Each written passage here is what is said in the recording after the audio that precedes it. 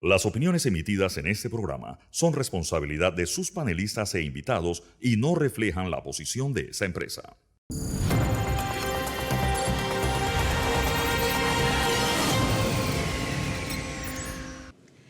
¿Qué tal, amigos? Sean todos bienvenidos. Les saluda Castalia Pascual y estos son los temas que en breve abordaremos en nuestro radar de hoy domingo 26 de octubre. Desempleo e informalidad. Panamá enfrenta una tasa de desempleo del 9.5% y los más afectados son los jóvenes. Esto sin tomar en cuenta que el 69% de los desempleados son mujeres, un fenómeno que revela la enorme brecha en el acceso al empleo. ¿Dónde estamos en este momento? ¿Hacia qué políticas públicas debemos acudir? Pero sobre todo, ¿cómo logramos que los informales, que suman casi 1 millón, se conviertan en un sector que aporta al desarrollo del país? Son los temas que abordaremos hoy con nuestros invitados. Desafío logístico y portuario. Hablando de desarrollo, en los últimos meses el debate se ha centrado en entender por qué, a pesar de contar con un canal ampliado, estamos tan atrasados en el desarrollo portuario y logístico del país. ¿Qué implica? ¿Qué modelo de negocios debemos explorar? ¿Y quiénes deben administrarlos de manera que reviertan los ingresos que el país merece? También lo abordamos en este programa. Terminamos con distribuidoras eléctricas en la mina, y es que la multa anunciada por la Autoridad de los Servicios Públicos de 18.5 millones de dólares a empresas distribuidoras ENSA, EDEMED y EDESHI, tras una auditoría por incumplimiento de acuerdos de mejoras y la calidad en la baja calidad de sus servicios, nos obliga a repasar cómo están las leyes que protegen a los clientes, pero sobre todo, qué se está haciendo para que los panameños tengan un servicio justo y de calidad. Estos son los temas que abordaremos en breve en Radar.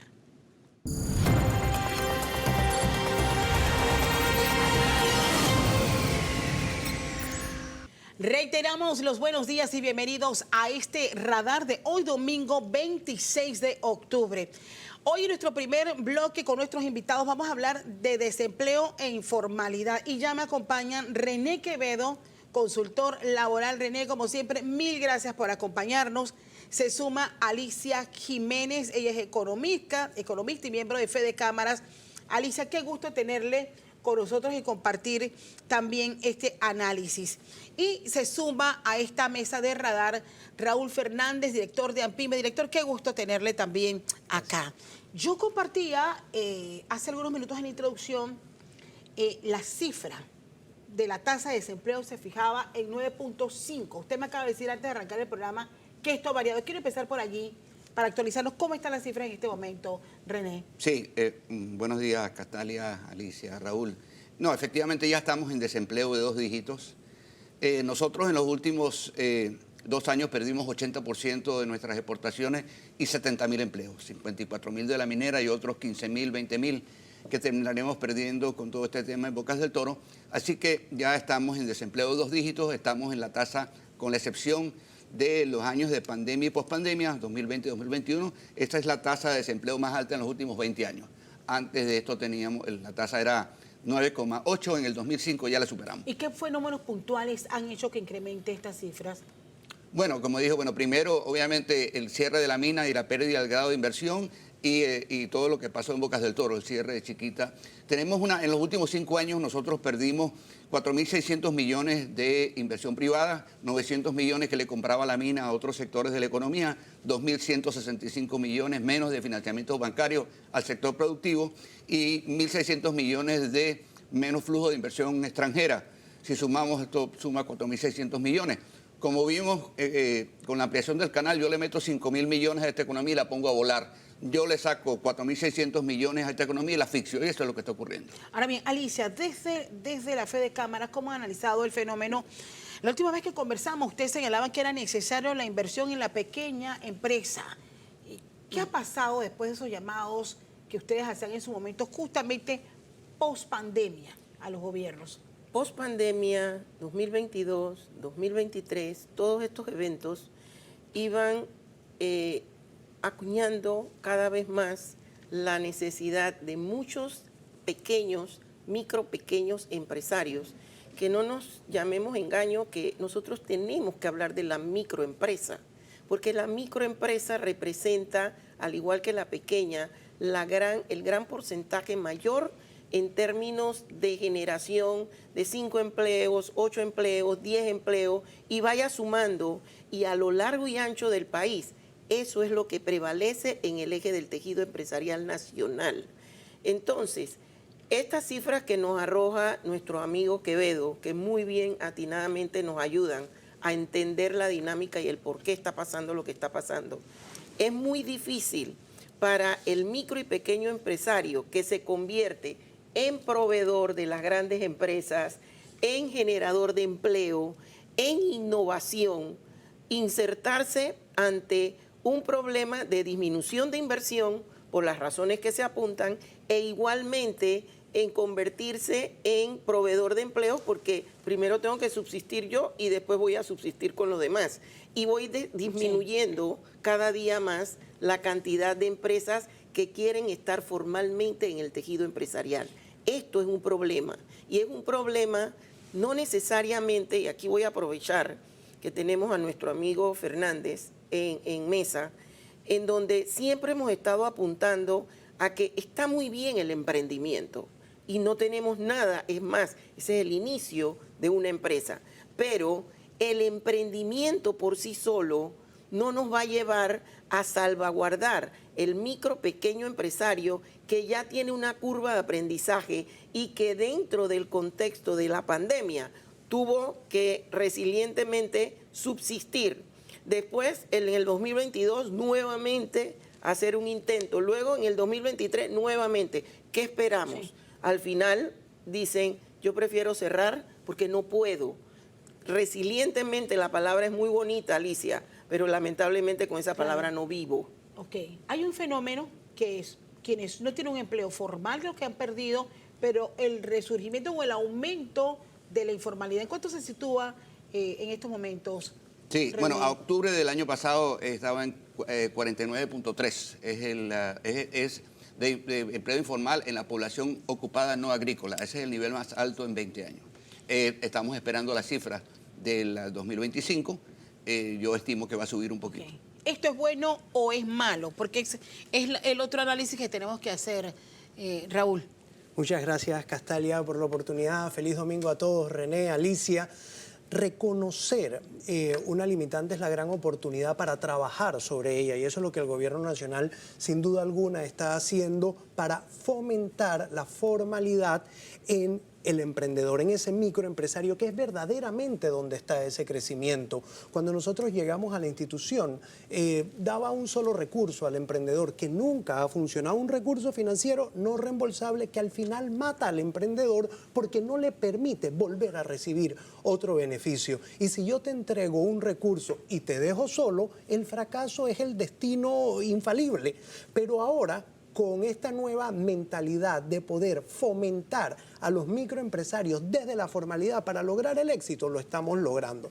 El espacio del emprendedor se ha convertido en una incubadora gratuita para el emprendedor, donde encuentra capacitación, donde encuentra financiamiento real, donde encuentra el beneficio de la formalidad y la digitalización de sus procesos y sus redes sociales. Entonces, ¿qué hemos logrado? Hemos logrado impactar con 15 millones de dólares a financiamiento a emprendedores que no tenían la capacidad de ir a buscar un préstamo, y lo único que podían hacer era ir a la usurería a un 400% de interés anual. Hoy consiguen financiamiento real. Tenemos alianza con la Caja de Ahorro, tenemos alianza con el Banco Nacional y con todas las instituciones financieras privadas, bancos, cooperativas y financieras, desde nuestros dos programas, Fidemicro y Profimipe. Si un emprendedor no cumple con las exigencias que nos da un banco, sí, AMPYME se vuelve un aliado, le entrega una garantía y lo invita a esa formalidad para poder crecer. Porque si se mantiene en la formalidad, va a pasar muy bien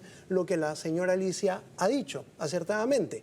Va a fracasar, se va a morir. Salió con una idea, hizo una actividad comercial, pero nadie le prestó atención y fracasó. ¿Qué está haciendo AMPYME? Acercándose a todos esos informales para brindarle un apoyo, un acompañamiento, un seguimiento y enseñarle que el verdadero éxito de un emprendedor está en la formalidad. No conocemos ningún negocio informal que haya sido exitoso. Ahora bien, pero la economía se mueve. ¿Cuántos millones se mueven por la informalidad? ¿Y cuántos de esos millones que se mueven por la informalidad no generan ningún impuesto que lleguen al Estado panameño para su distribución. Bueno, la última información que tenemos de octubre del 2024, hay 771.000 informales. ¿Okay? No tenemos la capacidad de poder estimar aporte porque ellos no ganan salario. Entonces, sin embargo, creo que es importante dentro de toda esta discusión aclarar dos mitos. Existe una estigmatización mediática del informal. Hay un informe llamado El trabajo informal en Panamá, de septiembre a marzo del 2014 del MEF, que en la página 10 define quiénes son los informales, criterios de la OIT. 1, los empleados que no tienen contrato laboral. Sí. 2, los independientes, aunque coticen a la Caja del Seguro Social y paguen impuestos. Yo soy informal. 3, los patronos con menos de 5 trabajadores. 4, las empleadas domésticas. Y 5, los trabajadores familiares. Quiere decir esto, que todo aquel que no está emplanillado en una empresa o en el gobierno es por definición informal. 1, lamentablemente se asocia a informalidad con boneros extranjeros, lo cual no es cierto. 1. 2, hay todo esta narrativa de satanización de la iniciativa privada. ¿Okay? Señores, 84% de todos los empleos en el país son del sector privado, los genera el sector privado, formal e informal. De esos 84, 7 de cada 10 son microempresarios, informales y empleados en empresas de menos de 10 trabajadores. Decía 84. El otro 16 son informales, son funcionarios cuyos salarios pagamos con plata prestada. ¿Okay? Entonces, todos somos sector privado. Es decir, de alguna manera, el sector privado formal e informal es el que genera 84% de todos los empleos en el país. Pero ¿sabe dónde deben ir los polos de desarrollo en materia laboral, Alicia? En el término de Fedecámaras, nosotros consideramos que ha habido, y eso lo estamos entendiendo en la marcha. En la marcha estamos entendiendo que ese porcentaje de jóvenes, de mujeres y del sector originario, que hay que incluirlos también, ese porcentaje de personas están enfrentando un reto y un desafío con el cambio de lo que se necesita en el mercado empresarial.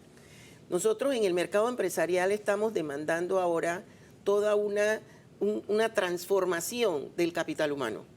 Y esa transformación está recayendo más que nada en la educación profesional técnica.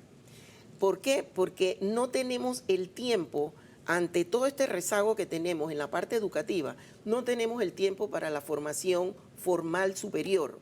Pero sí estamos apostando a que el INADE, el ICSE, los programas que tiene AMPIME con relación a la micro, pequeña empresa, y me quedo en la micro y pequeña porque esas son las que tenemos que atender. No, y vuelvo y recalco, el emprendimiento es importante, pero tenemos que darle la entrada formal, y le voy a decir algo que me interesa decirlo aquí. AMPIME nos está dando ya el puente, porque estamos en conversación con Yorlenis y con su secretaria general, en donde estamos viendo un programa novedoso que puede ayudarnos a rescatar a las micro y pequeñas empresas que están en este proceso de resiliencia y de querer empoderarse de este cambio en la parte educacional. Tenemos que hacer un joint venture entre el sector público y el sector privado, porque el sector privado sí sabemos lo que necesitamos. Y en ese sentido es que podemos generar las carreras técnicas que nosotros necesitamos. Muchas veces el emprendedor piensa que es muy caro formalizarse y que se le hace imposible y que le van a caer los impuestos y que le van a caer la burocracia. Pero la única forma de que no te caiga es con la formalización. Nosotros tenemos sociedades de emprendimiento, no pagas impuestos sobre la renta 2 años y te puedes asociar a otros emprendedores en cualquier área económica, supongamos la agrícola, 2 familias, trabajar una sola tierra, conseguir un beneficio económico del Banco Nacional que acaba de abrir un nuevo plan para financiar realmente el sector agro del país como se merece y no pagar impuestos sobre la renta. Y formalizarte con una persona jurídica hoy en día cuesta alrededor de $200, antes costaba $2.000. ¿Y cómo está, no pagas tasa única. la demanda de AMPIME, la cantidad de personas que llegan? Nosotros hemos calculado nuestro crecimiento en más de un 20%. Y eso que no estamos abocados al único programa que la institución aceptaba. Nosotros hemos impactado a más de 15.000 emprendedores entre capacitación y financiamiento, un financiamiento promedio de $5.000, lo cual es coherente a las necesidades financieras de un microempresario, como muy bien lo ha dicho Alicia y René. Los espacios del emprendedor, nuestra primera meta era recibir 40 emprendedores diarios en promedio. Nosotros estamos superando los 75 ¿Y es cierto que la mayoría son mujeres? Panamá es el fenómeno mujer emprendedora. Nosotros tenemos el récord en la región, yo creo que muy cerca del mundo. En Panamá hay una mujer emprendedora echada para adelante que quiere educarse, financiarse y de manera responsable y sostenible echar su negocio adelante. La mujer panameña es fuerte, emprendedora y ha demostrado la capacidad que tiene en echar un negocio hacia adelante. Ustedes me van a perdonar por mi ignorancia, pero he escuchado gente que pone un negocio, un pequeño negocio. Pero ese dueño de ese pequeño negocio no puede asegurarse, no entra, porque tiene que tener una cantidad de empleados específicos. Yo quiero entender eso y por qué eso se convierte en estos momentos en un freno para que esa gente, para que ese creador de esa idea y que le dio empleo a 4, siga con su proyecto y pueda futuro. La ley anterior de la Caja de Seguro Social creaba una burocracia y quizás René ahora pueda ampliar muchísimo más en eso. Porque ahí te creaba dice una yo, ¿para qué me voy a burocracia formalizar? tan grande que se te volvía imposible poder cotizar y de manera voluntaria. Lo único que te tocaba hacer como emprendedor era autoemplearte y pagabas tu parte de cuota como obrero y tu parte de cuota como patrono sobre un salario mínimo que en realidad no son las ganancias. Por eso la ley cambió y aspira a la digitalización y el pago voluntario de ese emprendedor para que pueda contratar y desde ahí van a subir los números. Por eso fue tan importante lograr una ley y por eso el presidente de la República aceptó el reto y lo logró.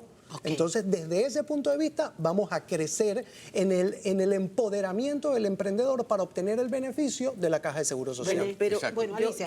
yo pienso que está muy bien lo de la Caja del Seguro Social. Pero desde el punto de vista de todas las responsabilidades impositivas, tanto municipales como nacionales, está fuerte todavía para un micro y pequeño empresario. Y esa es una de las dolencias que tenemos. Entonces, aparte de eso, cuando se hace la redistribución de un presupuesto y nosotros vemos que no nos dan dentro de ese presupuesto la cabida para que este micro y pequeño, no estoy hablando del emprendimiento, estoy hablando de los que ya de los que están, existen. El trabajo que ha hecho el ministro de Economía y Finanzas, Chapman, es un trabajo serio, el cual felicito y apoyo. Y quizás mi institución pertenece a ese gran plan de reducción del presupuesto de inversión, que es casi mínimo. Pero yo tengo que entender, como líder de AMPYME y como emprendedor, que un microempresario lo primero que necesita es un país con unas finanzas estables para uno poder poner un negocio, hacerlo trazable, sostenible y rentable. Y eso es lo que está haciendo el ministro Chapman de una manera responsable con las finanzas públicas. De ahí entonces nosotros tenemos que generar la innovación y la mentalidad innovadora en cada emprendedor para echar para adelante. Habló de la parte impositiva. Con sociedades de emprendimiento no pagas impuestos 2 años. Si te registras en AMPYME no pagas impuestos 2 años. Abajo de 36.000 anual no pagas ni siquiera ITBMS. Entonces yo creo que lo que hay que lograr es que el emprendedor sepa todos los beneficios que da la formalidad para no tener una carga impositiva fiscal dentro de la estructura de su empresa. Creo que aquí empresa. se nos quedó algo en el tintero, mi apreciado director. Y lo que se queda en el tintero es que nosotros no hablamos de todas las conveniencias que se han creado dentro de este engranaje. Lo que estamos apostando también es que a lo largo y ancho del país están los gobiernos locales. Y los gobiernos locales asfixian al micro y pequeño empresario con el régimen impositivo. Aquí tenemos que hablar, por eso dije hace un momento, aquí tenemos que hablar entre todos, porque no es solamente lo que usted apunta, sino vamos al régimen impositivo. ¿Cuánto tienen que pagar los micros y pequeños empresarios en cada localidad? Y por un impuesto de rótulo que a veces ni siquiera tiene el rótulo. Cuando yo creé sociedades de emprendimiento, yo quería que ese fuera un beneficio, cuando lo creé en la Asamblea. Pero nosotros, ni como Ejecutivo, ni como Legislativo, tenemos la capacidad de formular cambios a acuerdos municipales. Bien. Entonces yo creo que es un trabajo que podemos hacer juntos nosotros e ir municipio por municipio buscando beneficios impositivos para ese emprendedor, como Sí. por ejemplo el impuesto de rótulo. ¿Hacia dónde debemos redireccionar los planes de desarrollo en materia de empleo? Sí. Usted siempre advierte que le preocupa que el mayor generador de empleo sigue siendo el gobierno. El único, sí. El único. A ver, miren qué está pasando. A raíz de lo que pasó en marzo del año pasado con el cierre minero y la pérdida del grado de inversión, porque fueron tres detonantes, la caída de la demanda, el aumento del costo del dinero, clave, ¿ok? Y la reducción de la inversión extranjera. Mire, entre agosto de 2023 y octubre de 2024, las provincias de Panamá y Panamá Oeste perdieron 125.000 empleos. Eso es 71% de todos los empleos que se generaron como resultado de la ampliación del canal en 5 años. Nos lo volamos en 14 meses. Pero, aparte de la parte anecdótica, ¿okay? Se perdieron 60 millones mensuales de masa salarial. ¿Okay? Y sabemos por las declaraciones de las tributaciones del ITBMS, las recaudaciones cayeron 11% en los primeros 6 meses del 2025, una caída de 128 millones mensuales menos de consumo, y sabemos que perdimos 60 millones de masa salarial en Panamá y Panamá Oeste. Y tenemos prácticamente la mitad de la caída del consumo. Aparte de esto, hubo una reducción del gasto discrecional. Es decir, el gasto discrecional es lo que asigna la familia panameña a gastos no esenciales, Exacto. como comida y medicina.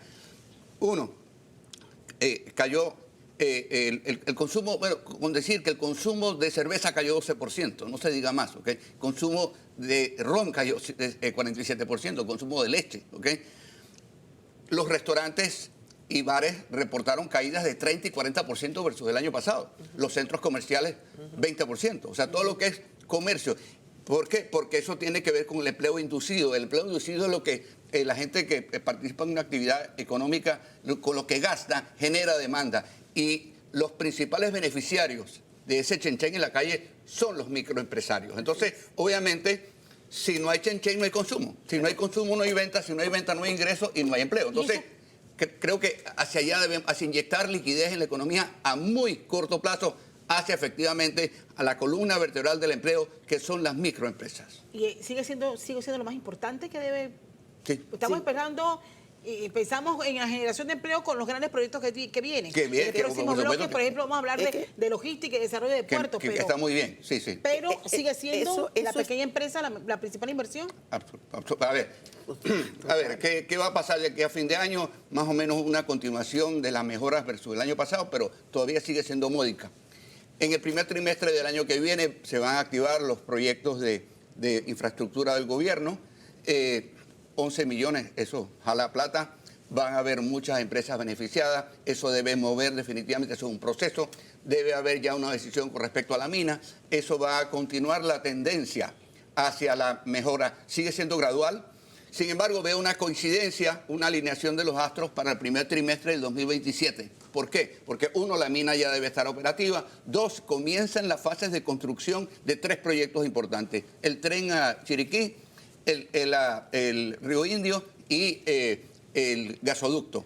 Eso va a dinamizar el crecimiento económico y la generación de empleo. El tema es qué pasa mientras tanto. Claro. Mientras tanto, tenemos que inyectarle. La capacidad de la economía para generar empleo depende de la velocidad con la cual le podamos inyectar liquidez. Bien sencillo. Y tenemos, obviamente, una severa déficit de liquidez y acompañado de una fuerte contracción del consumo. Y yo Alicia, le añadiría, y disculpa, la unión al Mercosur y la atracción de inversión extranjera a nuestro país son un gran dinamizador a corto plazo de la economía. Y un país que tiene sus finanzas estables, que sale de las listas discriminatorias, que trata de incluirse en los lineamientos de OCDE, va a repercutir en atracción de inversión extranjera, nuevas empresas en Panamá, aprovechando nuestro posicionamiento geográfico, y va a generar dinamismo en la creación de nuevas plazas de empleo y crecimiento económico. Yo quiero aprovechar. Yo quiero tocar el tema de por qué enfocarnos en hay cortísimo plazo, corto plazo, mediano y largo. El mediano y largo está muy bien tipificado en las obras infraestructurales que se van a hacer y está muy bien. Pero en el cortísimo plazo, en donde tenemos casi 1 millón de personas entre desempleo y empleo informal, ¿qué hacemos? Porque hay un problema. y ese problema debe ser atacado. A mi juicio, dentro de la micro y pequeña empresa, si bien es cierto, nos acaban de anunciar 150 millones a través del Banco Nacional que está dando el BID en préstamo para nosotros, cuando nosotros entramos y vemos también en qué forma se van a distribuir, quedamos en el mismo problema porque todos me dicen, Alicia, quedamos en la misma. Queremos transformar nuestra empresa, no queremos cerrar, pero hay un problema. La tasa está muy alta. La tasa de interés está muy alta. Ya yo tengo préstamos, ya yo tengo. Entonces, el problema está en los financiamientos para poder mantenerme. Ese es el problema. El problema es cómo fondeo a esas empresas que ya tienen compromiso, que han estado sobreviviendo a todos estos embates que hemos tenido anteriormente y cómo nos mantenemos, cómo las mantenemos y cómo nos cierran. El promedio de financiamiento a emprendedores y microempresarios al año 2023 era de 24%.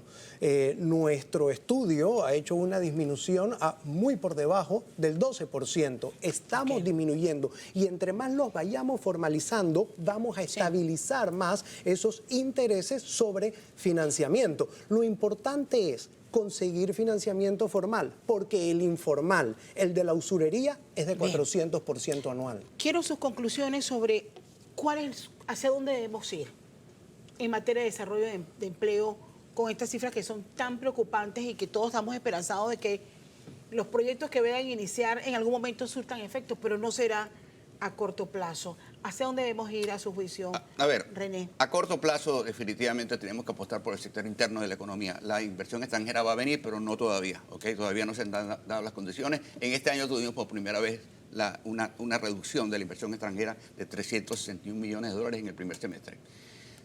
Hay una cosa positiva, la banca está líquida. Los financiamientos bancarios al sector productivo hasta agosto van 20% por encima del año pasado. Positivo.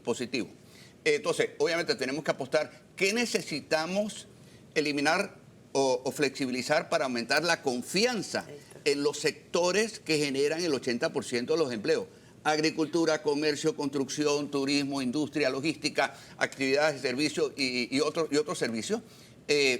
Necesitamos apuntar a la inversión. La inversión precede al empleo, ¿okay? Es decir, si no generamos inversión privada, seguiremos generando informales y condenando a la Caja del Seguro Social a la muerte, hagamos lo que hagamos. Conclusiones, Alicia, desde su Me punto de vista. sumo a las palabras casi textuales que acaba de emitir nuestro amigo y colega René Quevedo, porque definitivamente coincidimos en lo mismo. Tenemos que buscar hacia lo interno los recursos financieros que tengamos para nosotros poder fondear en fondos prestables acordes con la situación actual, porque no nos llamemos engaño, las empresas están pasando trabajo. Llámese transversalmente, llámese el sector que usted quiera, a nivel nacional. Yo que represento 16 cámaras de comercio a nivel nacional, la queja es la misma. Alicia, estamos a punto de cerrar. Boca del Toro, ni se diga, Boca del Toro también está en sus problemas y a pesar de que el gobierno le ha dado su atención en su debido momento, pero no es suficiente porque se perdió mucho durante el problema de Boca del Toro. Y el resto de la República, me voy a Darién, la misma cosa. Me voy a las provincias centrales, la misma cosa. La queja es la misma. No tenemos cómo financiar que nosotros nos transformemos de una manera resiliente. Necesitamos fondos prestables que podamos nosotros asumir, porque ya las empresas tienen deudas. Entonces hay que flexibilizar la norma y en eso tendríamos que hacerlo en conjunto nuevamente. La asociación bancaria, usted como AMPYME, representante número 1 de nosotros, y todos nosotros que también podemos aportar. Breves conclusiones. Que hay Raúl. algo muy claro. El equipo o los regentes de la actividad comercial en el país estamos alineados. Sabemos cuál es el camino a seguir y cuáles son las metas logrables. Hay que trabajarla, seguir una línea de trabajo para llegar a todo ese microempresario y emprendedor. Por eso el plan del gobierno está muy claro en seguir abriendo espacios del emprendedor a nivel nacional. Muy pronto Chiriquí, muy pronto Chitré, muy pronto Bocas del Toro, muy pronto Santiago Santiago porque se han convertido en estas incubadoras donde el emprendedor puede llegar a buscar una respuesta real con una solución objetiva. Si necesita financiamiento, se le dice la verdad, estos son los pasos para lograr un financiamiento real. Estos son nuestros aliados, Caja de Ahorro, Banco Nacional. Puedes ingresar a la página chenchenvuelve.com.pa y aspirar por conseguir el dinero que necesitas para salir adelante. Pero tenemos que seguir trabajando en conjunto en búsqueda de estas metas. Y antes de despedirnos, por favor, síganos en las redes sociales, @AMPYMEPanamá, porque estamos generando demasiado contenido. Necesitamos que la gente nos siga para que sepa todas las capacitaciones y todos los beneficios que estamos dando en pro de ese microempresario y emprendedor panameño. Quiero agradecer a los tres por venir con nosotros esta mañana de domingo a analizar un tema tan preocupante, porque sé que el desempleo golpea a miles de familias en Panamá. Miren, en el próximo bloque vamos a hablar precisamente uno de esos planes de desarrollo portuario y logístico. Expertos nos van a estar acompañando, sobre todo a analizar por qué nos hemos demorado tanto y por qué tenemos que aprovechar que a pesar del conflicto geopolítico, los ojos están puestos en Panamá y eso hay que sacarle provecho. Usted siga con nosotros aquí en Radar.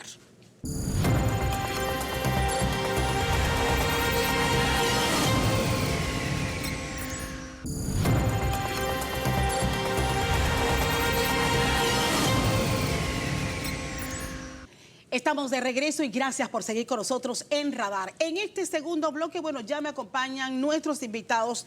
A este bloque le hemos denominado Desafío Logístico y Portuario y me acompañan dos personas que no solamente su experiencia y conocimiento nos pueden ilustrar de cómo estamos en esta materia, sino también un poco entender hacia dónde debemos ir. Me complace en darle la bienvenida a don Jorge Quijano, ex administrador del Canal de Panamá. Don Jorge, gracias como siempre por sacar su tiempo y compartirlo con nosotros aquí en Radar. Y se suma, y qué gusto tenerlo por primera vez en el programa, a Carlos Sousa Gómez, él es empresario y especialista en logística. Qué gusto tenerlo y gracias por haber atendido nuestra invitación para poder compartir también sus conocimientos y opiniones en este sentido. Contexto del tema, para que todos estemos claros en casa. En los últimos meses, sobre todo desde el año pasado, ¿se recuerda cuando estábamos en el evento de la celebración de los 25 años de reversión? Claro. O sea, el mundo entero tenía la lupa puesta sobre Panamá por las declaraciones que Donald Trump estaba haciendo. En ese momento hicimos una evaluación de qué hemos hecho con nuestro canal ampliado.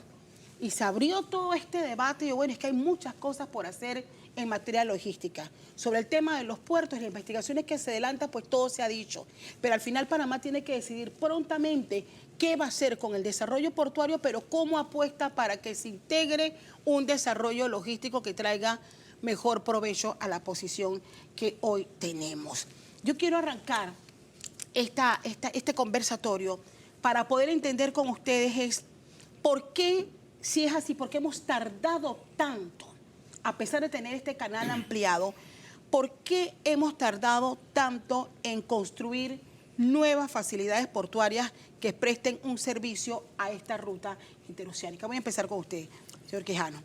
Bueno, desde hace ya un buen rato, estamos hablando desde 2012-13, se veía la oportunidad de que Panamá tenía que invertir, o sea, vamos a decir, concesionar puertos adicionales.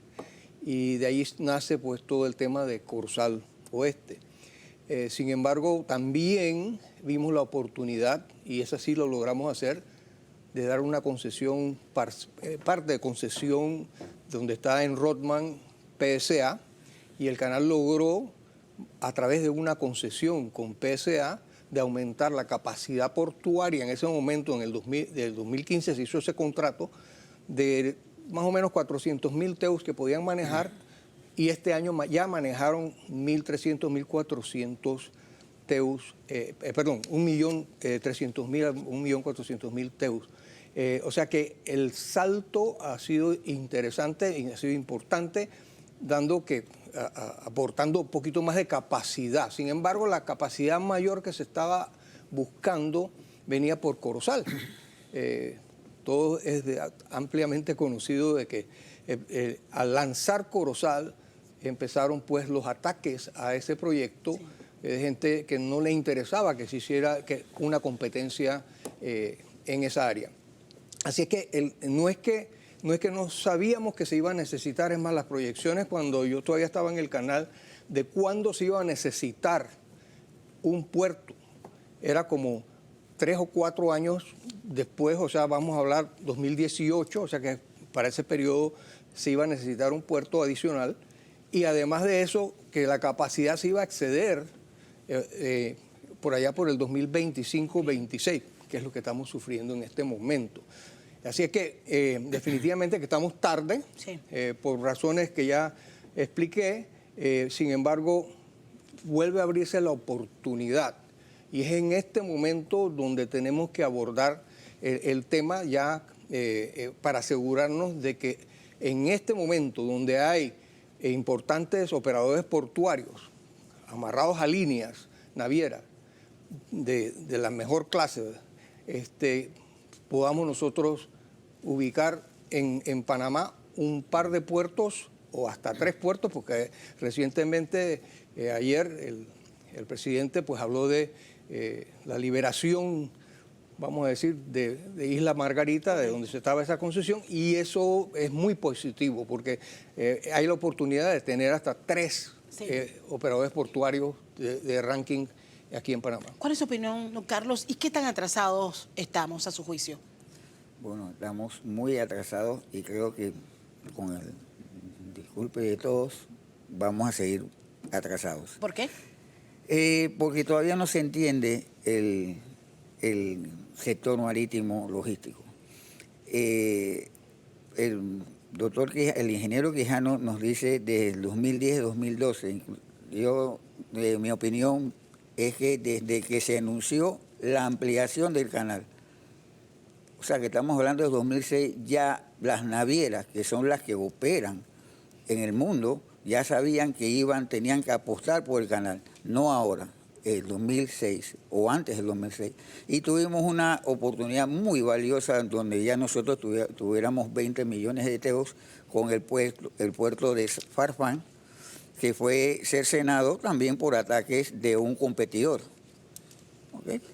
En ese momento era un puerto muy valioso, mayor que los actuales, y imagínense hace 17 años, 18 años ese puerto, habiendo estado inaugurado con la ampliación del canal, hubiéramos sido Sí. una potencia mucho mayor de lo que somos ahora. Dicho esto, Colón Terminal también es viejo. O sea, nosotros tenemos la posición, todo el mundo habla de la posición no de ahora, desde Cristóbal Colón, imagínense de cuánto tenemos la posición nosotros. Nosotros tenemos a Chiquita, que visualizó los dos océanos en Bocas y en Chiriquí desde hace más de 100 años, imagínense. Nosotros tenemos un canal que ya tiene más de 100 años, imagínense desde cuándo nosotros tenemos esta posición. Y somos nosotros, los que estamos ahora dirigiendo todo, los que no entendemos Sí. o nos cuesta entender cómo procesar ese ambiente logístico. Pero bueno, está el debate. Creo que hay una prioridad para esta administración en ver qué es lo que vamos a hacer y cómo va a ser esa apuesta, este desarrollo logístico. Pero hay que entender también el negocio. Si nos basamos en la carga que usted bien ha planteado en su primera intervención, ¿cuál es la cantidad exacta de carga en este momento? Y sobre todo cuando se dice que mucha de esa carga, estamos hablando más de 1.5 TEUs, se ha ido a México solamente, a Puerto de México. Ustedes conocen más del tema que yo, pero eso es lo que he escuchado. ¿A Ahí- México o a Colombia? Mire, hasta hace unos años atrás, la mayoría del transbordo, y aquí hay que enfatizar algo, nuestros puertos, para los televidentes, nuestros puertos no son puertos donde exportamos mucho y importamos mucho, son puertos primordialmente para bajar un contenedor y volverlo a poner en otro buque y que se vaya, o ponerlo en el tren, pasarlo al Atlántico y que se vaya. Exacto. Entonces, es importantísimo el tener la capacidad portuaria para atender justamente el transbordo, que es el que a futuro puede seguir creciendo. Y en los últimos años hemos perdido, por falta de capacidad ya en los puertos nuestros, hemos perdido transbordo, que hoy día un buque que iba a pasar por el canal de Panamá iba a parar en Balboa, vamos a decir, hacía transbordo allí, ese buque venía de México, paró en Lázaro Cárdenas, hizo el transbordo allá para Centroamérica y pasó por el canal de Panamá, y el canal de Panamá no perdió el negocio de paso del buque, Pero no prestó pero ningún los servicio adicional. puertos que generan mucho empleo, directo e indirecto, perdieron eso. También se está haciendo transbordo hoy día en Buenaventura, Sí. Colombia, en Callao, Perú. Esos son puertos que están relativamente cerca a Panamá y donde las grandes navieras que tienen su network, ellos deciden dónde hacen su transbordo antes de transitar a través del Canal de Panamá. Así que es importante que también que se sepa que en este momento alrededor de 13.000 millones de dólares se están invirtiendo en toda Latinoamérica en capacidad portuaria. Y Panamá, cero. Está fuera de esa ecuación. Está cero de esos 13.000. Pero hay una oportunidad y eso es lo que nosotros tenemos en este momento que abocarnos a atraer a que en vez que inviertan en otro lado, metan Sí. esos dineros aquí y anclarlos aquí por los próximos 20, 25 ¿Y esa años. demanda se va a mantener? Bueno, claro. ¿Se va a mantener esa demanda o va a aumentar? Va a aumentar. La demanda va a aumentar porque las distancias se están acortando por los buques, los megabuques, los triple E y todos los demás que tienen una economía de escala mucho mejor para los armadores. Mientras más carga pueda desplazarse, más necesidad de una red de retroalimentación, de distribución es necesaria. Y para eso están los puertos menores o para alimentarlos con los feeders, o los hubs para distribuirlos con los feeders. Pero yo siento que entendiendo el negocio marítimo en toda su amplitud, nosotros no perdemos carga, nosotros dejamos carga. ¿Ok? Los operadores marítimos no son operadores marítimos de un país o de una posición, son operadores marítimos que tienen diferentes puertos. Los operadores marítimos que tienen su propio mundo y su sinergia, ellos destinan de su bolsillo, o sea, de su negocio, distribuir la carga en Balboa o en Lázaro Cárdenas. El país, Panamá, pierde carga. Claro. México gana carga, pero el operador marítimo no pierde nada. ¿Por qué ellos hacen estas cosas? Porque dentro de su ecuación, ellos sí hacen una inversión en Lázaro Cárdenas que necesita para su flujo de caja y su punto de equilibrio de carga, entonces ellos desplazan una operación madura en Panamá para alimentar otros puertos. Entonces, si no entendemos que nosotros lo que hacemos normalmente es servir al operador y no servirnos nosotros con el operador, vamos a seguir trabajando para el inglés. Bueno, eso hay que entenderlo. O sea, las empresas, esto está casado. El desarrollo portuario versus quiénes son los fuertes en las navieras. En la naviera. En las navieras. Hay que recordar algo, Castalia. La naviera es la que controla la carga. Total. Ellos son los que deciden, ni siquiera el cliente. El cliente le puede decir, yo quiero este servicio, yo quiero que me llegue en tanto tiempo. Ellos deciden cómo lo hacen. O sea, el hacer un puerto nosotros mismos, y vamos a decir, vamos a remontarnos a la época de la autoridad portuaria. Nosotros no controlábamos la carga. Cuando comenzamos a ver que otro podía entrar aquí y controlar la carga y traerla por las inversiones que ha hecho, entonces comenzamos a ver este gran movimiento de contenedores en Panamá. Así que la carga hay, Sí. Hay crecimiento mundial todavía en carga que va a pasar por el canal, pero también puede pasar por nuestros puertos. O sea que, y la evidencia está, y lo dijo el mismo presidente, que hay un apetito por inversionistas de hacer puertos en Panamá. Obviamente nuestra posición geográfica amarrada al canal de Panamá es un elemento importante cuando ellos comienzan a decidir hacer inversiones. Y lo importante de esto es que una vez hacen la inversión, no se van de aquí. Exacto. Y sufren si se va la carga se va abajo 1 año o 2 años, ellos son los que cogen el riesgo, no Panamá. Pero para expertos y no tan expertos, tal vez muchos en casa, pero sí hemos tenido en el radar por mucho tiempo este tema, hay una situación que tal vez ponga a pensar a más de 4 inversionistas y tiene que ver con las demandas que se han presentado al contrato de concesión. Yo quiero conocer su opinión sobre qué piensan de lo que pueda ser el futuro de los puertos de Balboa y Cristóbal. teniendo en cuenta la posible venta de Secas Hutchinson y sumado a esto, este conflicto adicional que genera esta demanda que ha sido presentada por el Contralor en contra de la concesión de estos puertos en la Corte Suprema de Justicia? En mi opinión, ¿Cuánto frena esa situación? en mi opinión, frena a lo que podría ser el puerto justamente de Cristóbal y Balboa. Eso no frena las otras inversiones que estamos viendo como Telfers, como Corozal y aún, como se ha mencionado ya, Isla Margarita, ahora que ha sido librada de su concesión, en esencia. Entonces, para mí es un tema aparte y debemos mantenerlo, que no se contaminen estos otros esfuerzos que vamos a hacer para añadir capacidad portuaria. Hay que hacer buenos contratos. Eso.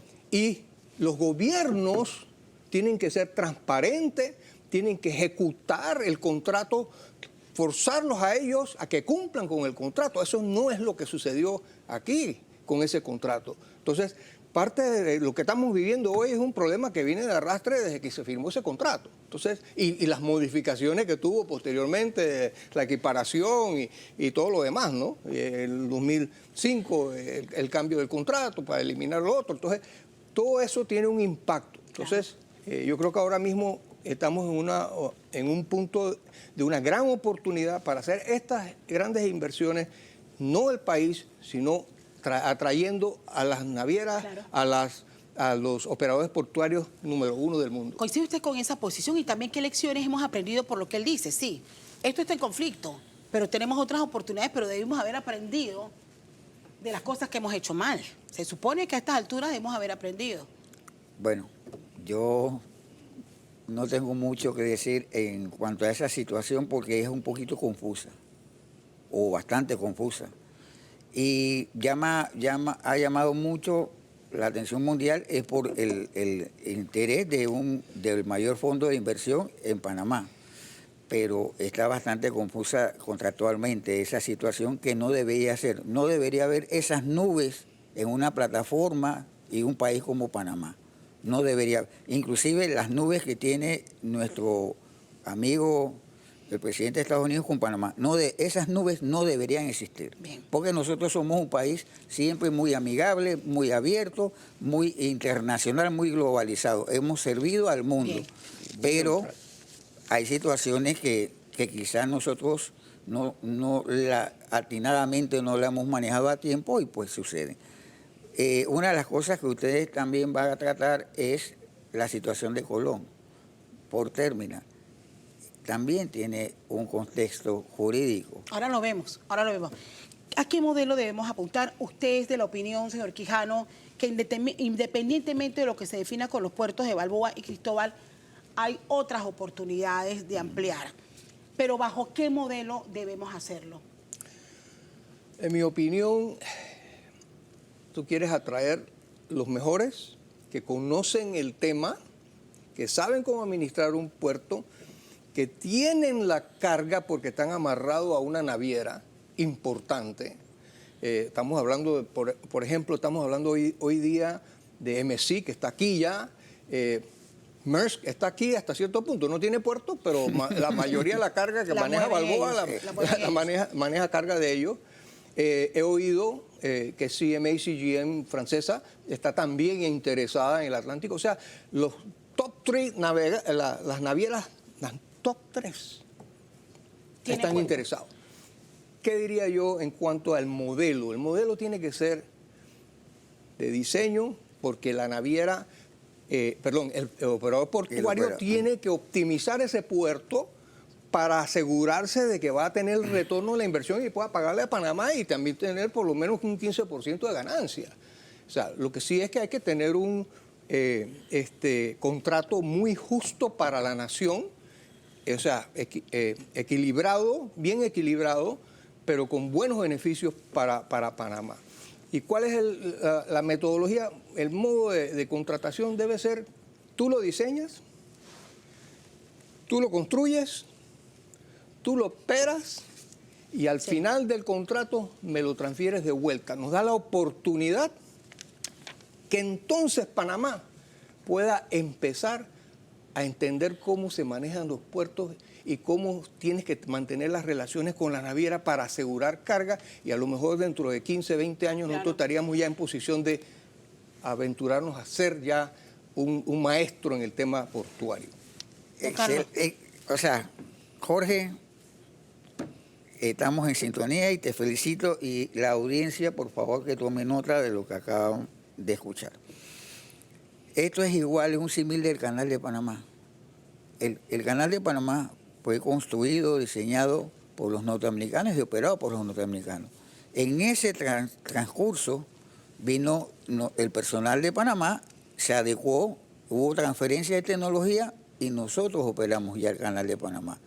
Ese mismo ejercicio es el que está citando ahorita mismo Jorge, que debemos, nosotros no es que los puertos lo opere el ACP, no, el que va a invertir y el que sabe cómo va a hacer su negocio tiene que tener la facilidad de poder diseñar su puerto para maximizar su inversión, recuperar su retorno de ella, prestar su servicio al mundo y darle a Panamá el pago por ese servicio. Okay. Luego de madurado esa inversión, que es recuperado la misma, Panamá debe recibir ese activo y decidir si lo va a administrar ella o a licitar nuevamente, pero con otros términos, porque ya está totalmente capitalizado, ya es un puerto operativo. Pero ahí es donde no podemos perder. Claro, ahí es donde estamos perdiendo todo el tiempo. Podemos cambiar las reglas del juego como ya ocurrió en el pasado. Es más, se habla mucho de seguridad jurídica, pero yo siento que si Panamá en estos momentos sienta a los actores, ahorita mismo tenemos Top América, tenemos todos estos foros que hemos hecho de logística y hemos visto todo el mundo, pero es el mismo país. Si Panamá sienta a los actores, así como cuando se hacen en la política, y le dicen, ven acá, todos estamos comiendo en esta mesa, ¿por qué en vez de pisarnos la cola no hacemos de esta mesa una sola plataforma para brindarle el servicio al mundo y que ustedes se nutran de ella y compitan en otros puertos aislados? Pero en Panamá ustedes son el mismo menú. Y al final la gente dirá, bueno, es que estamos hablando de un negocio millonario. Multimillonario. Jorge nos esbozó los millones que está perdiendo Panamá en movilización de carga, que simplemente utiliza el Canal de Panamá y punto. Yo quiero traer a colación una opinión reciente. Es como la tercera vez que lo menciona el expresidente Martín Torrijos. Y para no equivocarme y ser exacta en lo que él ha planteado, él ha propuesto recientemente renacionalizar los puertos. Yo no sé saber qué piensan ustedes, pero yo agrego, además, estando bajo la jurisdicción de la ACP. ¿Qué piensan? ¿Es necesario? Bueno, primero que nada, que todos los puestos que están en Panamá, no importa quién lo esté operando, son puertos nuestros, nacionales. Que todo el mundo entienda que no son de los operadores. Hay un contrato para llevar adelante esa actividad, pero al final, el día que se vayan, no se pueden, se llevarán sus equipos, pero lo que es la infraestructura básica se queda, esa es parte del contrato. Yo quiero resaltar algo, porque anteriormente dijiste que, bueno, que los contratos, pues no, que después de los 20 años, entonces simplemente se renueva. Eso fue el caso que se dio con Panama Ports, pero ese no es el caso, por ejemplo, el caso de la concesión que dimos nosotros en mi tiempo a PSA. Ese contrato, lo estuve revisando anoche nada más para justamente no equivocarme, ese contrato tenía que al final de los 20 años, a decisión de la ACP, podía o no otorgarle una renovación bajo nuevos términos. Okay. Así que todo se puede, y ellos aceptaron eso. También se dice por ahí que lo que pasa es que nosotros estábamos pidiendo mucha plata con Corozal y por eso que nadie vino. Mira, y alguien dijo, no, es que el canal quería $2 por metro cuadrado de tierra y que eso era exorbitante. Señores, vayan a Lázaro Cárdenas. Y pregunten cuánto es. $6. O sea que lo que estábamos pidiendo era razonable con un aumento anual. O sea, ahora mismo lo que tiene PSA, todos los años aumenta 3,5% del valor anterior que tenía para pagarle al Estado. Así que sí hay capacidad de hacer las cosas bien. Ahora, atendiendo tu pregunta. Sobre esa opinión. Atendiendo tu pregunta. Todos los puertos son nacionales. Que si el canal lo debe operar, mi opinión es no. Un rotundo no. Que el canal lo debe concesionar, sí, como un design, build, operate and transfer. Así es como se debe manejar. El riesgo aquí, ojo, cada vez que se hace una inversión, ustedes lo saben muy bien, hay un riesgo. Entonces tú tienes que agarrar y hacer el análisis del riesgo y decir, ¿quién maneja mejor el riesgo de la carga? Y esto no solamente aplica para contenedores, esto aplica para cualquier carga, para el gasoducto, o sea, que se está hablando. Tú tienes que asegurarte de que tú le pasas el riesgo principal de ese negocio al que mejor lo puede manejar. Y en este caso son los operadores portuarios de gran gama que están amarrados a navieras, que son los que controlan justamente el movimiento de la carga. ¿Y hay otra forma de darle valor agregado a la carga? ¿Cómo no? Claro. ¿Cómo no? Y sobre todo el canal tiene más que otros, tiene ese potencial porque el canal, por los actos del 2011, ellos tienen el conocimiento de toda la carga que pasa por el canal de Panamá, a través de los virus Leiden y todo lo demás. Entonces, con algún software o con alguna reingeniería tecnológica de la última milla, nosotros, o sea, el canal podría saber la carga que va destinada en ese buque, o sea, no solamente el peso del buque y el arqueo y cobrar por eso, sino él sabe cuánta cantidad de carga va a México o a la costa del este de Estados Unidos o al Caribe, y entonces él puede redestinar y hacer muchas cosas en logística para esa última milla y sacarle provecho de esa información. Pero lo que usted acaba de decir también del expresidente Torrijos es como dice el ingeniero Quijano. O sea, muchos sienten que nacionalizando las cosas, Panamá no necesita nacionalizar sus activos porque nadie los debe discutir, son de Panamá. Así como no debemos estar discutiendo lo que el canal de Panamá es de Panamá, sino que lo que él imagino que quiso interpretar es que la operación debe ser de la ACP y no de MERS o de MSC, etcétera. Sí, y eso no es prudente porque lo acaba de decir el ingeniero. El experto son los operadores. Lo que sí puede es una vez cuando el operador baje la carga o traiga o transporte la carga, la ACP con este software puede disponer la carga como última milla a su lugar final, al consumidor final. Voy a ir con un tema más reciente porque no lo puedo excluir de esta conversación. Con relación a Isla Margarita, nos adelantamos un poquito, pero aquí sí vamos a dedicarle los minutos que nos quedan a ver este asunto. ¿Es correcta la expropiación ordenada por el presidente? Y si la expropiación también es el recurso adecuado. O sea, ¿habían suficientes incumplimientos para poder tomar esa decisión tras, ¿qué? 12 años se estuvo denunciando la situación? Yo creo que definitivamente hay suficiente fundamento para tomar las acciones que está tomando el gobierno. Y eso no va ahí a ese contrato nada más. Yo hace un par de años atrás estuve estudiando, por ejemplo, Zona Libre. Y el presidente dice, aquí nadie se va a aferrar a un contrato y para ver a quién se lo vendo después. Eso estaba pasando en Zona Libre. Entonces, sí hay suficiente fundamento para llevar adelante la liberación de todas esas tierras. Y ahí no se hacía nada para entender, y los que no conocen a profundidad el tema. ¿Qué se hacía con Isla Margarita? ¿Otro ¿Qué puerto? ¿Qué se dejó de hacer en Isla Margarita? Bueno, Isla Margarita, y lo que pude investigar, la transferencia de los terrenos esos, los hizo la ARI en aquel momento, ni siquiera la ARI no existía en aquel entonces. En el 85 creo que fue, se transfirió a la alcaldía de Colón. Y luego fueron vendidos esos terrenos. Y luego vino el que estaba interesado, este grupo chino prácticamente, interesado en construir el puerto de Margarita, pero no avanzó. Y en verdad está totalmente moroso en pago, moroso en fianza, moroso en ejecución, y por tal razón amerita que le quiten la concesión. Nosotros estamos de acuerdo en que el interés general priva sobre el interés público, y yo creo que todo el mundo está de acuerdo. Lo que pasa es que para que no suceda como sucedió con Corozal o con Farfán, porque siempre hay fuerzas extrañas o internas, eso tiene que ir, la famosa licitación tiene que contemplar la compensación, porque quieran o no, esos terrenos eran de un tercero.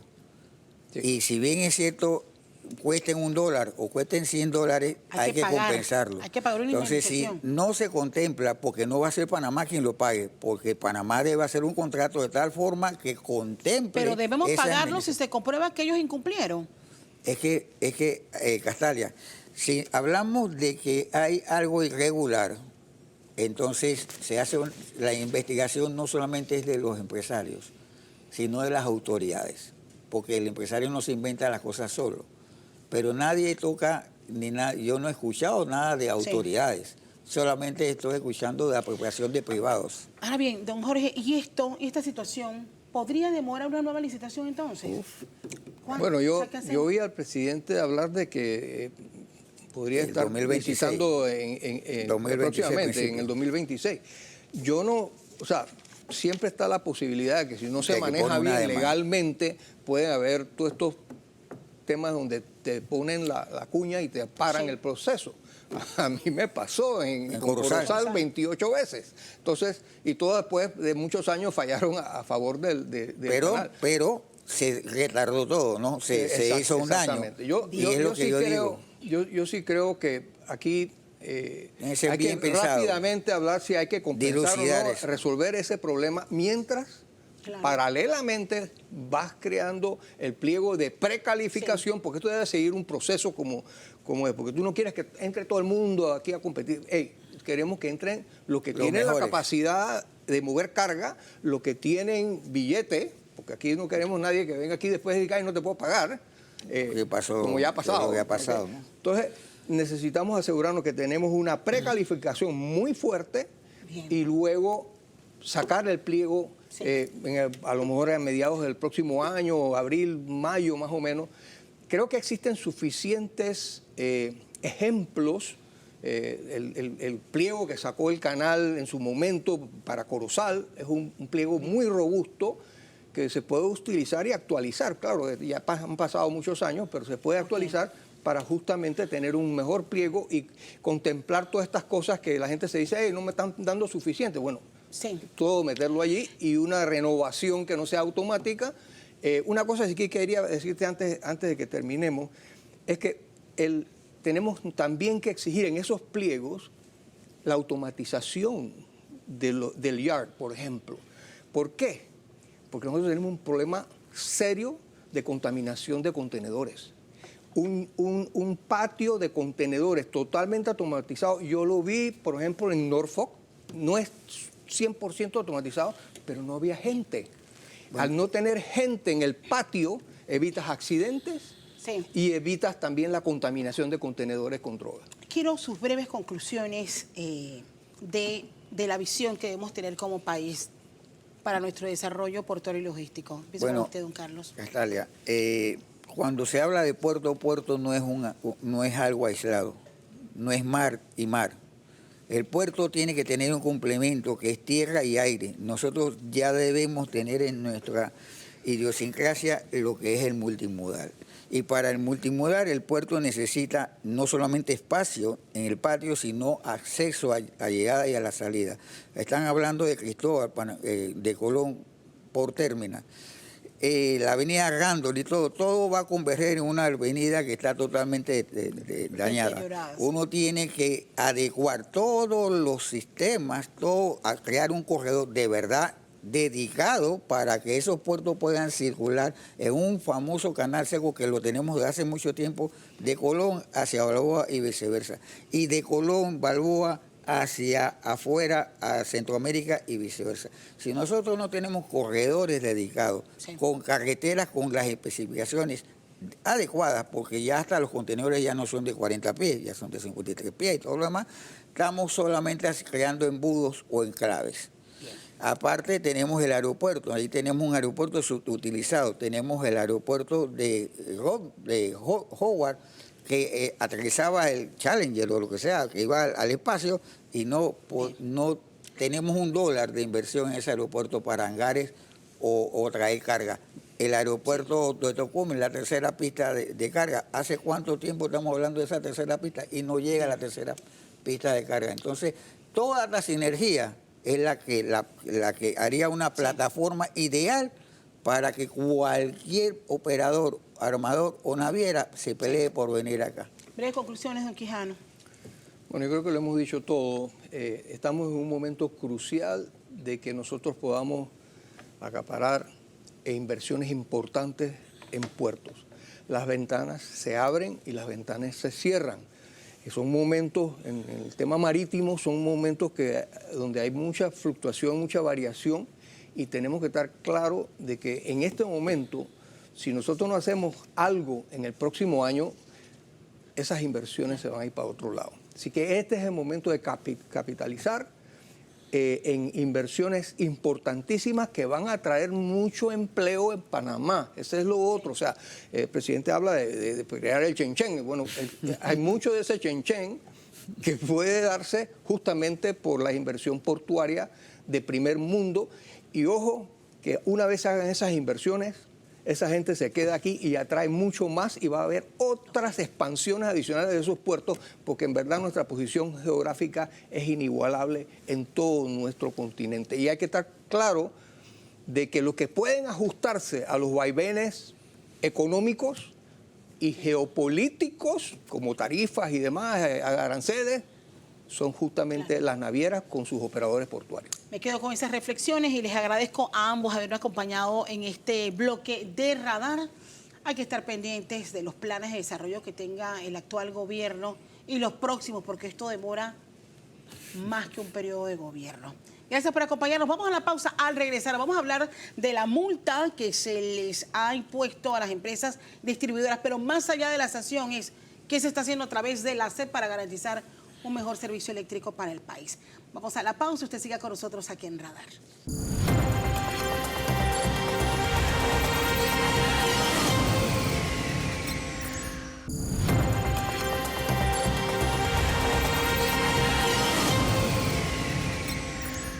Estamos de regreso ya con este tercer bloque de Radar, y tal como lo hemos avanzado, hoy nos acompaña Selmar Rodríguez Crespo.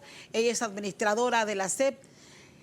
Gracias por acompañarnos y aceptar este espacio en Radar para ampliar lo que ya en la semana habíamos abordado, pero aquí tenemos un poquito más de tiempo para ahondar. Y se suma Edwin González, director nacional de atención al usuario, porque tal como se ha sabido, se ha impuesto esta multa por parte de la Autoridad de Servicios Públicos de $11.5 millones a las empresas distribuidoras ENSA, EDEMED y EDESHI, tras confirmarse los incumplimientos que en breve vamos a repasar. Sin embargo, varias interrogantes hay de cómo los clientes van a recibir esa redistribución de esa multa que se ha impuesto, y para eso nos acompaña el señor Edwin. Pero quiero empezar con usted, administradora, para repasar lo que representa para la SEP la imposición de esta multa. Sí, bueno, muchísimas gracias, Castalia, por la invitación nuevamente. Buenos días a ti y a todos los que nos escuchan y nos pueden ver en este canal.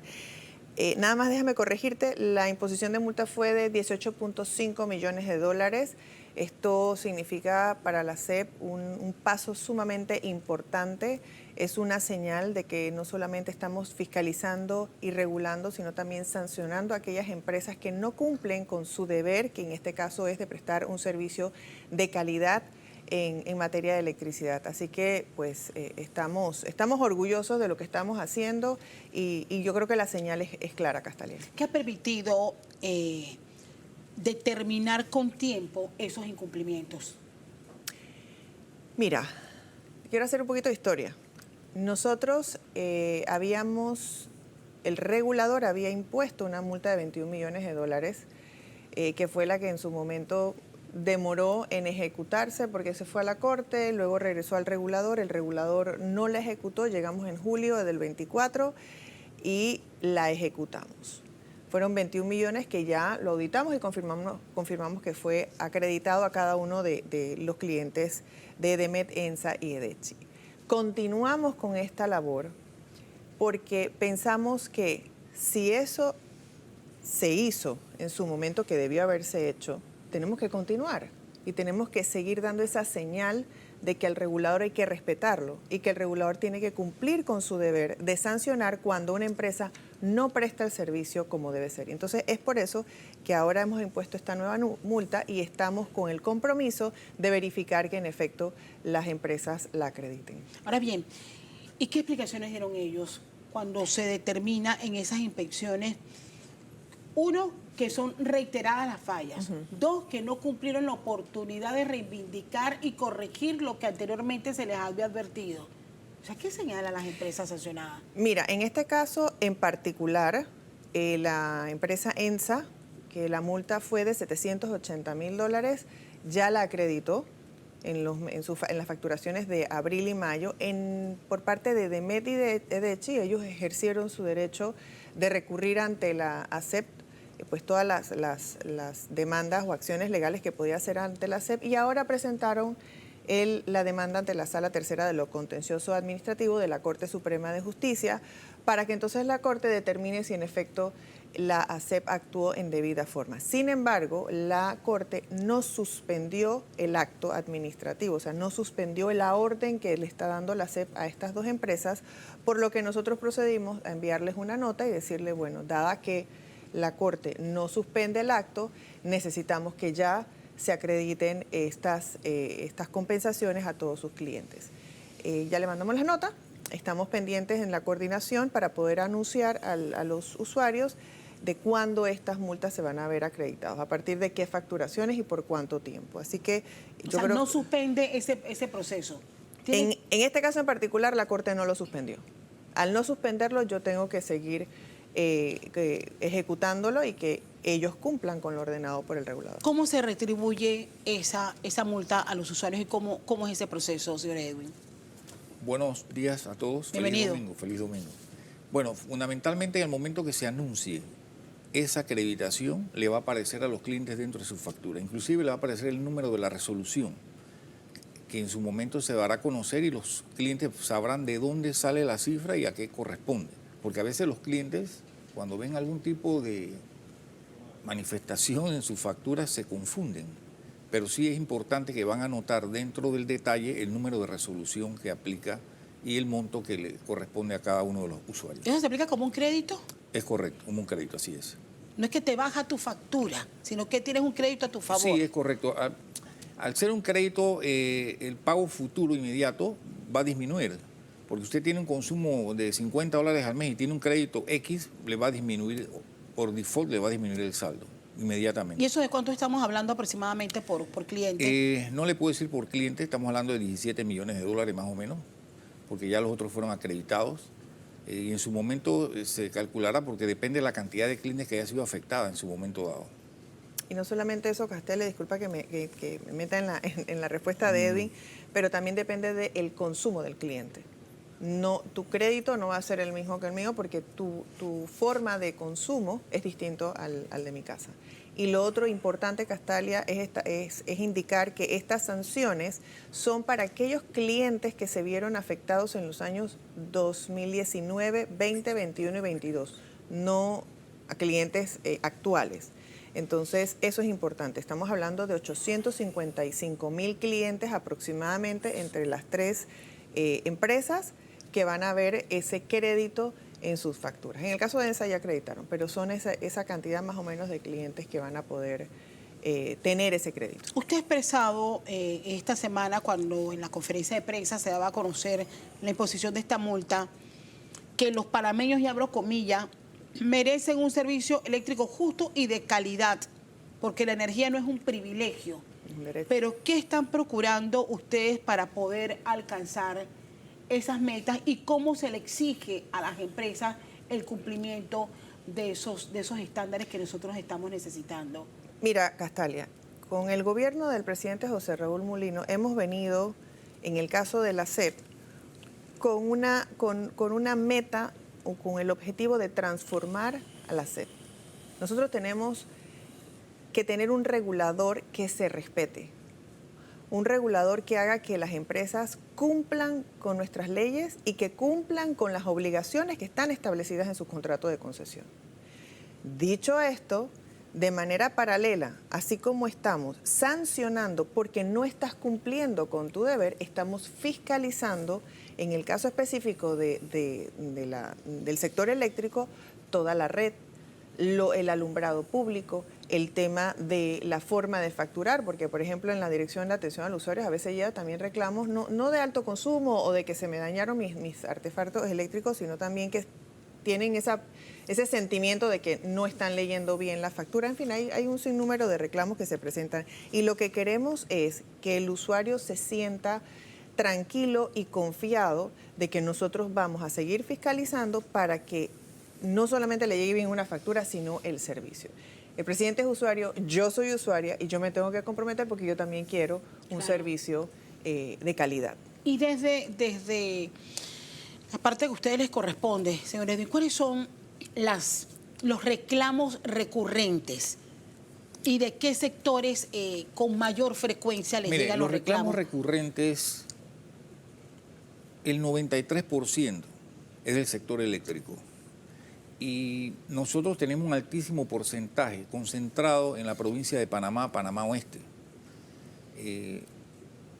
Y los daños que mayormente percibe el público usuario es el de alto consumo y el de daños a aparatos. Antes fue al revés. Antes era el de los daños a aparatos, ahora no, ahora es alto consumo. Porque las personas a veces no están de acuerdo con el monto que se les está cobrando por la energía. A veces tienen la razón, a veces no, pero fundamentalmente es que viene un programa muy agresivo de verano que ya tenemos programado de docencia del uso de los equipos, porque también cómo usted usa el equipo va a incidir directamente en la facturación que usted se le va a hacer, en el dinero que usted va a tener que pagar. Entonces, fundamentalmente es eso. Tenemos un altísimo porcentaje, un 80% está concentrado en esta área. Y entendemos que el asunto de las fluctuaciones impacta mucho los equipos porque hoy día por la tecnología que utilizan, que es mucho más avanzada, también son mucho más sensibles. Entonces es un tema, como decía la administradora, que con la fiscalización hay que buscar el punto céntrico, neurálgico de cómo solucionar el tema en estos sectores, que son muy masivos. ¿Y cuáles son las áreas, administradora, de mayor incidencia de esa baja calidad en el suministro eléctrico? Y me refiero a las fluctuaciones porque es muy común que nosotros, por ejemplo, como periodistas, hagamos recorridos y vayamos a acompañar a una comunidad que nos reporta que tienen 6, 7 apagones por día.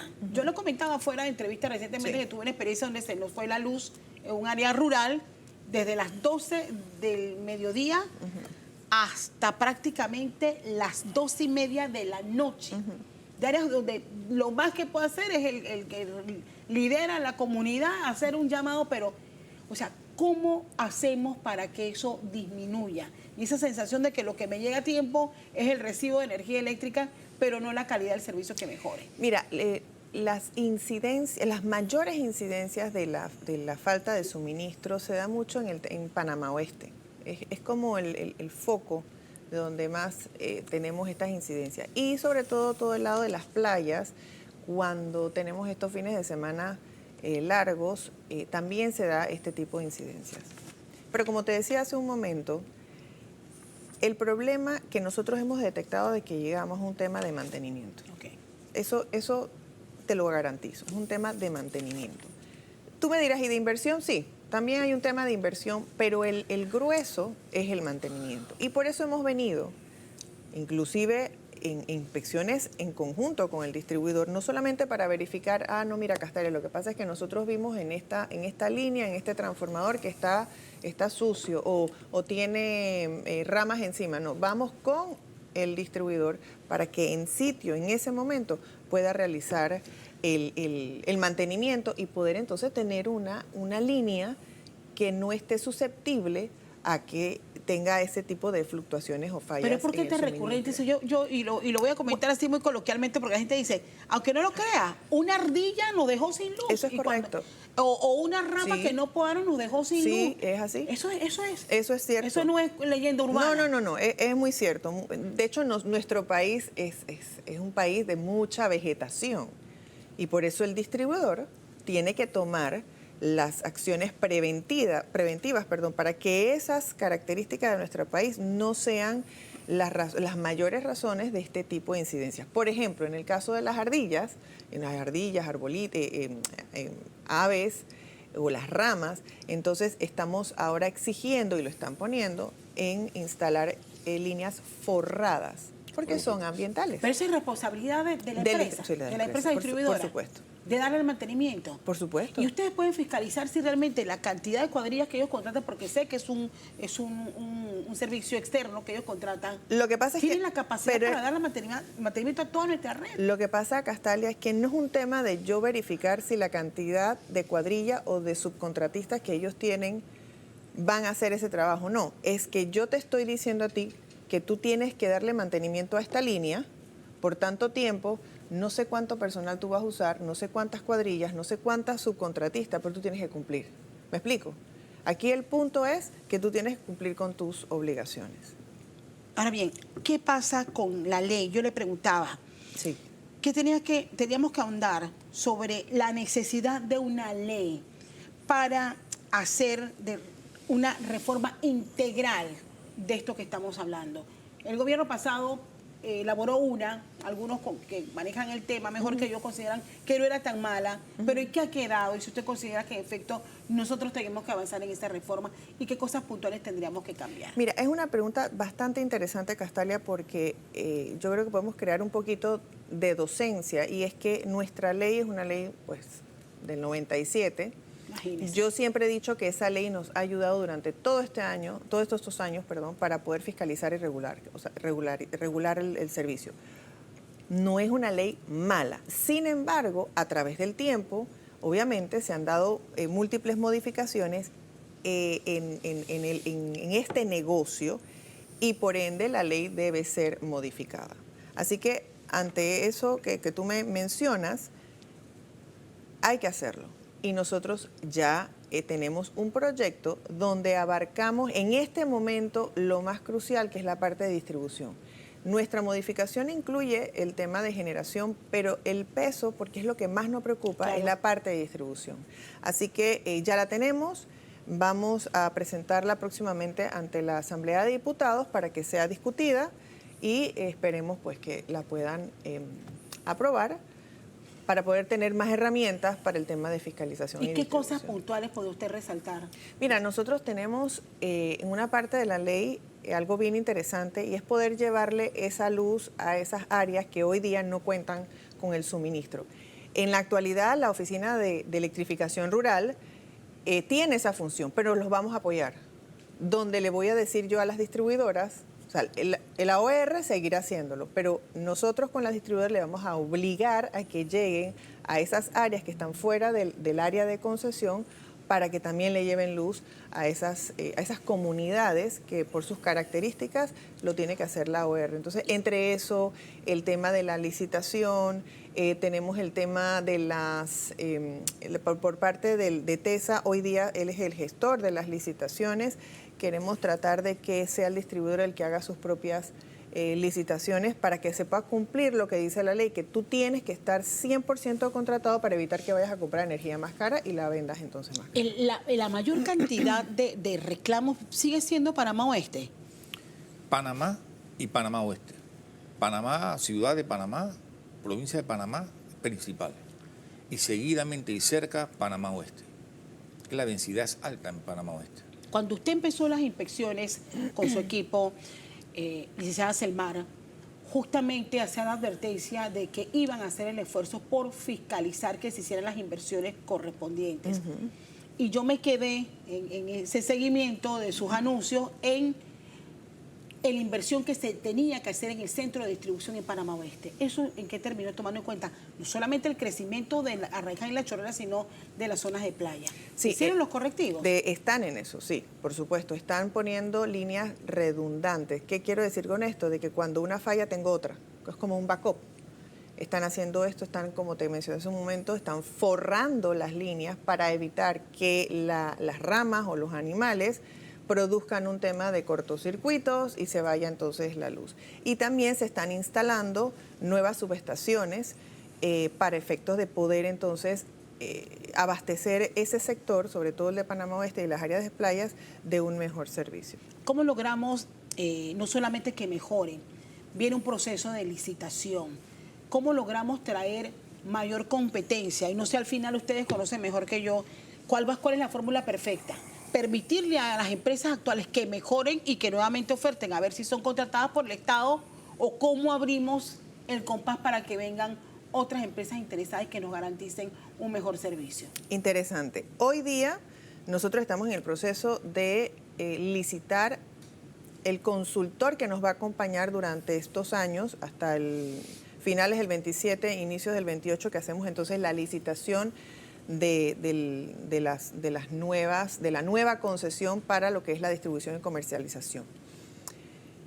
¿Qué nosotros buscamos? Que este consultor no solamente realice ese análisis financiero y económico de la empresa, de que le dé un valor justo de mercado a las acciones, que nos ayude a el tema de la elaboración más robusta del contrato de concesión, sino que también busque empresas interesadas en venir a nuestro país para que entonces se haga cargo de este servicio.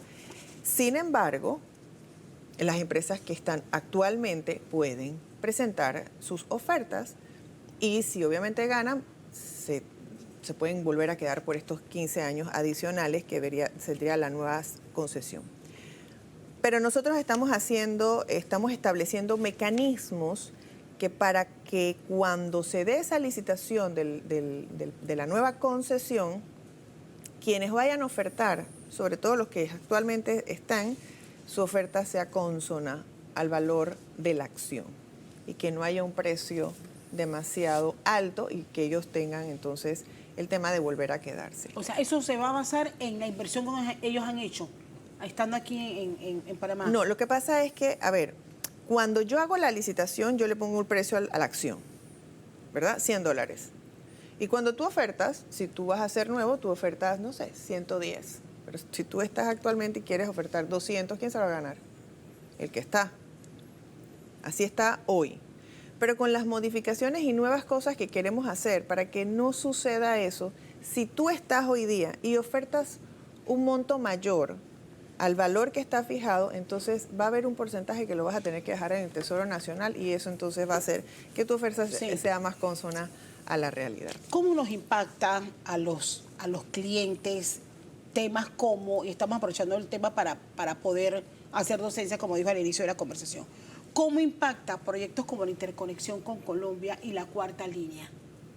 Bueno, la cuarta línea todavía no lo podemos ver como un proyecto, de hecho está en análisis, porque creo que casualmente la semana pasada con ETESA, creo que hoy día podemos hacer otras cosas para robustecer la primera, segunda y tercera línea y poder no dejar a un lado, porque obviamente si se dan más plantas de generación probablemente se necesite la cuarta línea. Pero en este momento la cuarta línea no es que esté como ya un proyecto en desarrollo.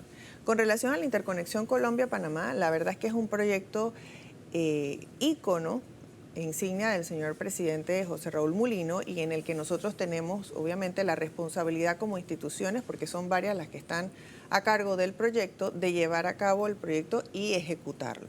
En estos momentos nosotros como regulador hemos hecho un sinfín de reuniones importantes y creemos que eso es un proyecto que nos puede ayudar no solamente a robustecer nuestro sistema, nuestro de interconectado nacional, sino también el de nuestro hermano país y también inclusive nos puede asegurar energía renovable y también un tema de precios. Así que yo creo que es un proyecto interesante y ojalá podamos llegar a feliz término. Quiero no antes de culminar este espacio, reiterar con usted, el licenciado Edwin, la necesidad que los clientes entiendan su derecho de que la energía nos cuesta, de que hay contratos con el Estado que se tienen que cumplir y que al final nosotros somos los fiscalizadores de que se nos preste un buen servicio. Mire, primero que todo, sí es importante entender que todo servicio tiene un valor. También estamos claros en que los prestadores de servicios tienen que apegarse a nuestras leyes, cumplirlas y respetar el derecho ciudadano de recibir servicios de alta calidad. Eso no es negociable. La autoridad en ese aspecto está haciendo y seguirá haciendo todo lo que sea necesario para lograr ese fin. Y entre ello, uno de los temas importantes es que el ciudadano, nosotros lo capacitamos mucho, pero evidentemente lo que usted escucha hoy en 15 días, el 70% usted lo olvida. Eso ya está estudiado, eso es una realidad. Y por eso nosotros somos tan insistentes y hace poco, el 1 de septiembre, hicimos un cambio de horario para atender al público hasta las 6 de la tarde, lunes a viernes. Los sábados estamos aperturados a nivel nacional de 8 a 4.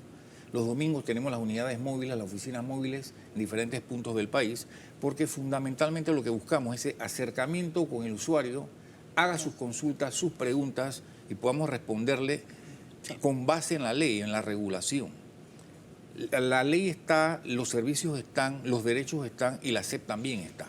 Y ese es nuestro camino y hacia allá vamos a seguir. Conclusiones, señora Selma. Bueno, yo quiero adicionar a lo que dice Edwin, que este nuevo horario nos ha ayudado a atender a aproximadamente 600 personas adicionales a las que ya atendíamos. Nosotros recibimos aproximadamente 1000 reclamos al mes, pero con este nuevo horario, la verdad es que en 2 meses, 3 meses ha sido bastante efectivo. Y además de eso, los domingos estamos con la SEP móvil, que son en realidad 2 vehículos, donde estamos más cerca de las comunidades, justamente para lo que tú dices, capacitar a la gente.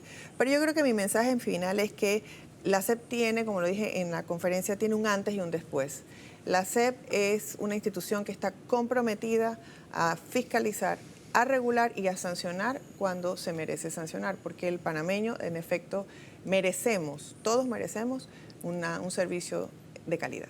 Me quedo con esas conclusiones y gracias de verdad por el espacio que nos han regalado este domingo. Yo voy a ir a la pausa, pero al regresar compartimos la caricatura de Hilde. No sé en cuál de los 3 temas se ha inspirado. Ahorita lo reviso y por supuesto compartimos nuestras conclusiones. Gracias por acompañarme.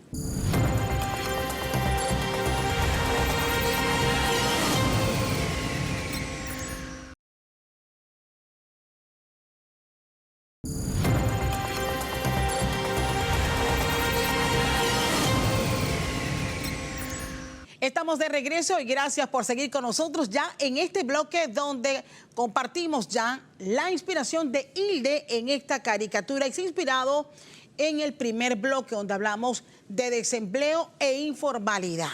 Y ahí están 3 panameños de esos miles que inundan las calles, no solamente acá en la provincia de Panamá y Panamá Oeste, también el fenómeno ha ido en crecimiento en el interior del país. Aparecen 3 vendedores informales allí en la calle, uno vende mamón chino, el otro vende pifá a dólar, el otro vende pipa fría, pero ¿quién va caminando allí por la avenida? Alguien que se parece al ministro de Economía y Finanzas, el señor Chapman, con un manzanillo, y le dice, el que se parece al ministro, dice, ¿cómo se nota el crecimiento económico y la creación de empleos? Ayer pasé por aquí y había un emprendedor, hoy ya son 3. Y contesta, bueno, en su mente, en su pensamiento, porque no se lo dice el manzanillo, dice con paso firme. La verdad que el tema es preocupante, habrá que ver también cómo también el desarrollo logístico y portuario, que también hemos abordado en este programa, se convierten igualmente en generador de empleos. Me concentro en este último tema, porque el desempleo en Panamá continúa en ascenso y en los últimos años se han perdido más de 150.000 empleos formales y detrás de esa cifra hay un rostro mayoritariamente femenino. El 69% son mujeres, muchas de ellas jóvenes que hoy buscan una oportunidad en un mercado cada vez más limitado. La apuesta a la inversión en grandes obras será clave, pero también el impulso de la inversión extranjera. Queda claro que la inversión en la pequeña empresa es apremiante, porque en este momento es el motor que mueve la economía. Habrá tiempo para redireccionar este debate hacia la educación, porque seguimos generando profesionales que ya no encuentran espacio en nuestro mercado laboral. La informalidad de subsistencia que inunda nuestras calles debe ser transformado con prontitud en verdaderos espacios de emprendimiento con el acompañamiento y el financiamiento necesario.